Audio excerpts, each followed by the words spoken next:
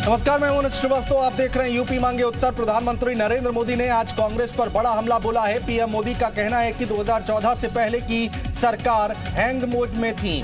Restart और battery बदलने से भी कोई फायदा नहीं होता था। पीएम मोदी ने भले ही कांग्रेस का नाम ना लिया हो, लेकिन ये प्रहार साफ तौर पर यूपीए सरकार पर था। दरअसल पीएम मोदी कई मंचों पर पिछली सरकारों के भ्रष्टाचार और नीति पर सवाल उठा चुके हैं। मोदी कांग्रेस पर हमला बोलने का कोई भी मौका नहीं छोड़ते हैं। अब अगले साल चुनाव हैं, ऐसे में माना यह जा रहा है कि पीएम मोदी अपनी सरकार के विकास कार्यों के साथ साथ यूपीए सरकार की विफलताओं को भी चुनावी हथियार बनाएंगे। तो खास पैनल के साथ चर्चा करेंगे, लेकिन पहले ये रिपोर्ट देखिए।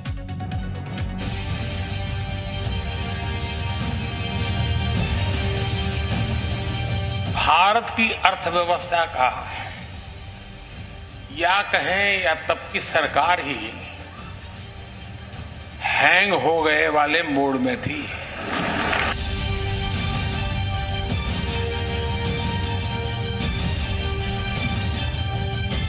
$210 lakh metric ton food storage.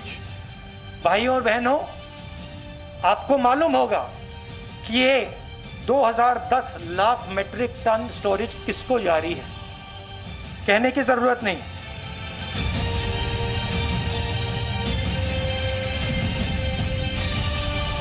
पहले पार्टी विशेष से जुड़े हुए लोगों के हाथों में समूचे होते थे।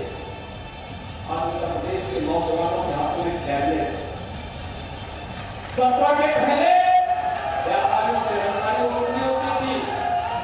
आज भाइयों बहनों, व्यापारियों को पीएम स्वनिधि योजना के साथ सम्मानित किया जा रहा है।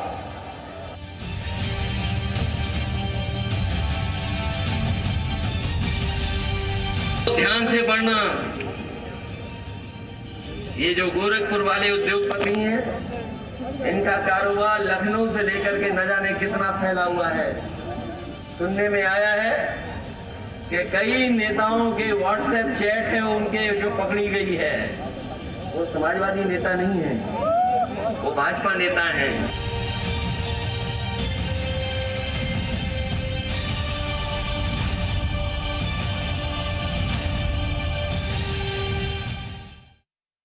देखिए, 2024 का चुनाव हमारे सामने है। लोकसभा का चुनाव है और उत्तर प्रदेश में अब सियासी हलचल भी तेज होती दिखाई दे रही है। और इसी कड़ी में यहां पर पिछली सरकारों को लेकर यहां पर कटाक्ष किया गया प्रधानमंत्री नरेंद्र मोदी की तरफ से। उन्होंने कहा कि पिछली सरकारें जो थी वो हैंग मोड पर थी। ये बात उनकी तरफ से कही गई है। अब सवाल क्या उठ रहे हैं, जल्दी से उस पर नजर डाल लेते हैं। हैंग मोड को 24 में हथियार बनाएगी भारतीय जनता पार्टी और 24 में हैंग मोड चलेगा या हार्ड वर्क। ये बड़ा सवाल उठ रहा है कि 2024 में हैंग मोड चलेगा या फिर हार्ड वर्क।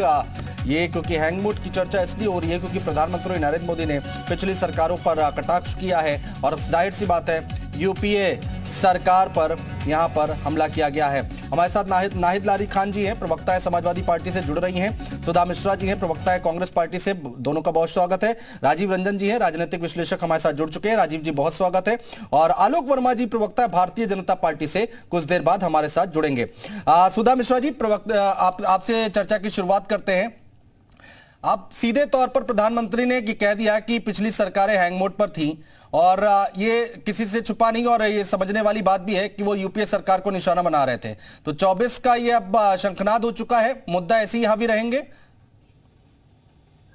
जी अनुज जी, कभी कभी कुछ ऐसे बयान होते हैं जो बहुत हास्यास्पद होते हैं। जिस बयान को लेके हम बात कर रहे हैं और जिस सरकार ने पिछले 9 से 9.5 वर्षों में सिर्फ बेचने का काम किया है, वो जब ऐसे कोई बयान देती है अपने कामों को छोड़ के, तो उन्होंने अगर हमें हैंग वाले मोड में थी, तो इनका हैंगओवर कब उतरेगा ये जानने की जरूरत है। क्योंकि सिर्फ कह देना, बयानबाजी कर देना, ये बहुत बड़ी बात नहीं है। मतलब इसको आप राजनीतिक रूप से बहुत अच्छी बात नहीं कह सकते हैं, लेकिन इसके लिए आप भी जिम्मेदार नहीं है। हमारे आदरणीय प्रधानमंत्री जी, हमारे देश के यशस्वी प्रधानमंत्री जी, हमारे प्रधानमंत्री जी जिनको पता ही नहीं है कि कल क्या बोला था, वो आज क्या बोलेंगे और अगली बार क्या बोलेंगे।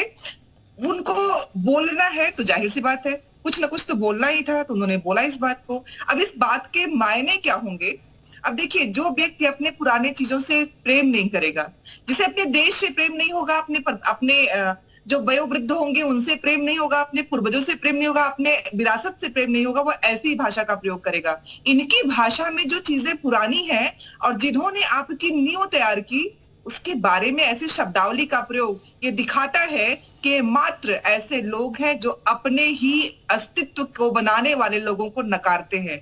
आप जानते हैं जिस तरह से मोबाइल को लेके उन्होंने 3G 4G 2G, आप जानते हैं ना, अगर आपके यहाँ टावर न होते, आपके यहाँ वो स्टार्टिंग न की गई होती, राजीव गांधी जी ने कंप्यूटरों के द्वारा जो हमारे यहाँ क्रांति आई थी वो शुरुआत न हुई होती, तो ये इतनी मतलब नदी नहीं है और आपको चलाना है उसमें मोटर बोट, पानी है नहीं चलाना है मोटर बोट, तो ऐसी बातों पे हमें ज्यादा रिएक्ट करने की जरूरत भी नहीं होती है, क्योंकि हमें पता है कि ये उलटवासी तो बोल लेते हैं लेकिन उलटवासियों के मायने क्या होते हैं इन्हें पता ही नहीं, उलटवासी करना कहना क्या चाहती है। तो ऐसी बातों पे हमें कोई इनके हैंग मोड का जो बयान है, हाँ। इनका हैंग ओवर कब उतरेगा इसको जानना बहुत मैं जवाब ले लूंगा। आलोक वर्मा जी भी आ गए हैं, भारतीय जनता पार्टी के प्रवक्ता। आलोक जी बहुत स्वागत है आपका।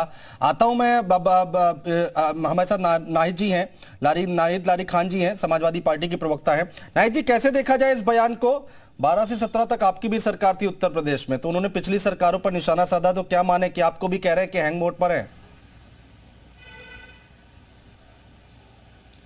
देखिए अनुज जी, माननीय मोदी जी बहुत बुजुर्ग हैं और बुजुर्गियत में अक्सर लोग ऐसी बातें करते हैं जो किसी को समझ में नहीं आती, सिर्फ खुद ही को समझ में आती है। और बहुत बुजुर्ग है, इसलिए मैं माननीय मोदी जी के ऊपर कोई टीका टिप्पणी नहीं करना चाहती, लेकिन चूंकि वो 10 साल पुरानी बात कर रही, तो एक महिला होने के नाते मैं तो अपील करूंगी और सारी महिला यही अपील करती है माननीय मोदी जी से कि ये तो तय है कि 6 महीने बाद सत्ता से बीजेपी सरकार का जाना तय है, लेकिन जाते जाते कम से कम एक नेक काम करे कि जो 10 साल पहले जो स्थिति थी, 390 रुपए का सिलेंडर था, 30-35 रुपए का डीजल पेट्रोल का दाम था, 40 रुपए किलो दाल था, 50 रुपए लीटर रिफाइंड ऑयल था, 15 रुपए किलो का आटा था, 5 रुपए किलो में सब्जियां मिलती थी, आलू प्याज टमाटर भिंडी आदि ये सारी सब्जियां मिलती थी, तो कुछ नहीं तो वही स्थिति लौटा दें। आज का मैं आपको बताऊं कि अभी 1 हफ्ते पहले मैंने प्याज खरीदा, 25 रुपए किलो का था, और आज मैंने प्याज खरीदा तो 60 रुपए किलो प्याज मिला।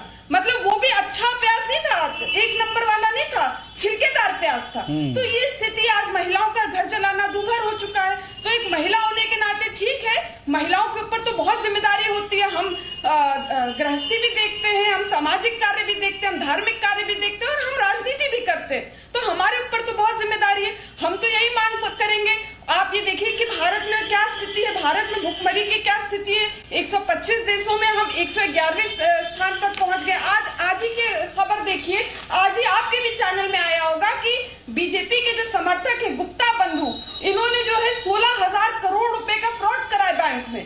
ये बीजेपी के समर्थक हैं और बीजेपी के समर्थन से करा होगा। और आज ही देखिए अलीगढ़ में क्या आया, अलीगढ़ की स्थिति क्या, अलीगढ़ में राजकुमार नामक एक व्यक्ति, वो कर्ज में डूबा पिता 6 लाख में अपने बेटे को बेचने को मजबूर हो गया।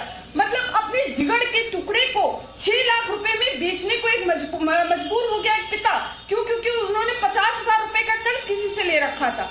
आए दिन हम देखते हैं कि किसान भी जो है कर्ज में डूबे हुए हैं, लेकिन उनकी कर्ज माफी नहीं होती, वो आत्महत्या कर लेते हैं। वही जो है बीजेपी के जो समर्थक है, बीजेपी के जो लोग हैं, वो अरबों करोड़ खरबों करोड़ रुपए लेकर जो विदेश जवाब ले लेते हैं, उनके ऊपर कोई कार्रवाई नहीं, जवाब ले लेते हैं, कंप्लीट करने दीजिए। हाँ, आप एक थोड़ा एक सेकंड ठीक है, बोल लीजिए लेकिन जल्दी फिनिश कीजिए मैम।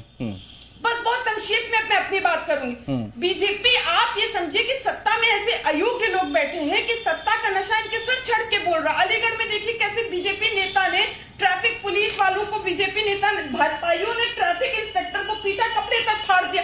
आए दिन हम सुनते रहते हैं कि कहीं भाजपा के विधायक, कहीं भाजपा के नेता, कार्यकर्ता, उनके बेटे तो। आलोक वर्मा जी, बहुत बड़े बड़े आरोप लगे कांग्रेस पार्टी और समाजवादी पार्टी की तरफ से। उनकी जो प्रवक्ता हमारे साथ हैं, सुना आपने भी सुना, क्या कुछ कह रही हैं? जवाब दीजिए एक एक करके। सुधा जी कह रही है कि हम तो हैंग मोड पे थे, चलिए ठीक है, आपका हैंगओवर कब उतरेगा? भैया मुझे लगता है कि जनता जिसका हैंगओवर उतारना चाहती है उसका हैंगओवर उतार देती है। और भारतीय जनता पार्टी ने जो काम किया है, मोदी जी की सरकार ने जो काम किया है, योगी जी की सरकार ने जो काम किया है, वो उत्तर प्रदेश की जनता देख रही है। 2014 से लगातार अगर भारतीय जनता पार्टी जीत रही है, किसी भी इलेक्शन में हम शानदार जीत दर्ज कर रहे हैं।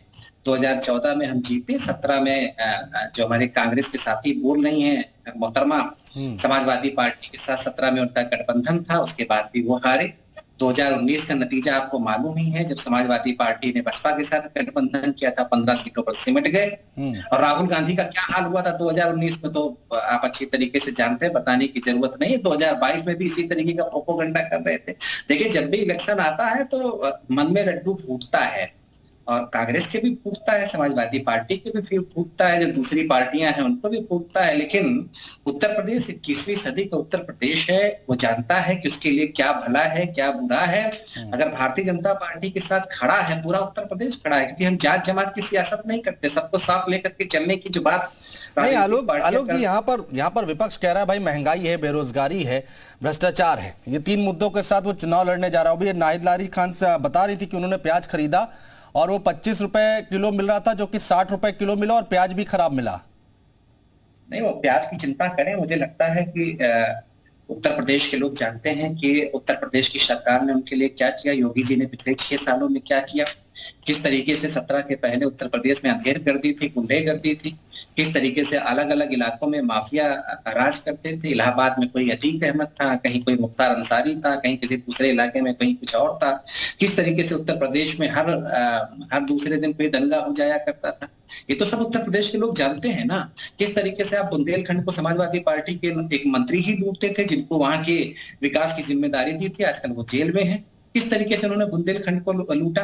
हमने तो बुंदेलखंड में डेवलपमेंट किया ना, हमने वहां सड़क दी, वहां के लोगों को सड़क दी, आज वो लखनऊ आ सकते हैं, यहाँ के कारोबारी वहां जा सकते हैं। हमने कारोबारियों को एक शानदार माहौल उत्तर प्रदेश में दिया, उसका फर्क दिख रहा है। आज बिजली 24 घंटे आ रही है, तकरीबन हर जगह पे आ रही है। पहले क्या होता था, कुछ खास इलाके होते थे, कोई आजम खान का इलाका होता था, कोई शिवपाल यादव का इलाका होता था, वहां 4-5 जिले थे जहां बिजली आया करती थी, बाकी दिन तो लोग वहां पे जो है अपने कपड़े सुखाया करते थे। आज उत्तर प्रदेश में क्या परिवर्तन आया है, 6 साल में क्या तब्दीली आई है, ये तो यहाँ के लोग जानते हैं, तो नौजवान जानते हैं। ठीक है आलोक जी, रहिए।